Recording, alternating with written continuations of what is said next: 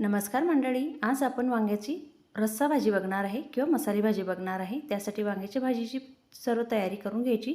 छान असं बारीक चिरून घ्यायचं आणि नंतर लगेचच मिक्सरच्या भांड्यामध्ये आलं, लसूण, कांदा, टमाटर आणि हिरवी मिरची टाकायची आणि छान असं वाटण करून घ्यायचं आहे। आता गॅसवरती कुकर ठेवायचं, कुकरमध्ये तेल टाकायचं। तेल छान तापलं की त्यामध्ये जिरं, मोहरी टाकायची आणि थोडंसं तिखट टाकायचं आणि लगेचच बारीक करून घेतलेलं वाटण टाकून घ्यायचं आहे। आता छान हे वाटण परतवून घ्यायचं। तोपर्यंत आपल्याला हे वांगे चिरून ठेवलेले होते ही मिठाच्या पाण्यामध्ये टाकून ठेवायचे, म्हणजे ते काळसर पडणार नाही।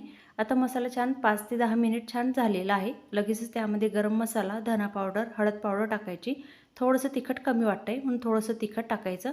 छान असं मिक्स करायचं आणि कस्तुरी मेथीसुद्धा टाकायची।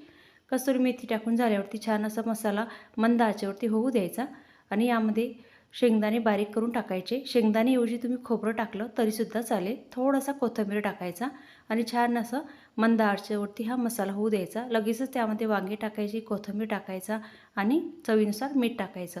आता हे वांगे या मसाल्यामध्ये सुद्धा आपल्याला 5 मिनिटं होऊ द्यायचे। लगेचच त्यामध्ये कैरी खिसून टाकायची। आता कैरी खिसून झाली की छान असं मिक्स करायचं आणि गरम पाणी टाकायचं, थंड पाणी अजिबात टाकू नका आणि छान असं मिक्स करायचं। कुकरला झाकण लावून 2 शिटी करून घ्यायचे आणि छान अशी चमचमीत वांग्याची रस्सा भाजी तयार झालेली आहे। रेसिपी आवडली असेल तर लाईक, शेअर, सबस्क्राईब करा प्लीज।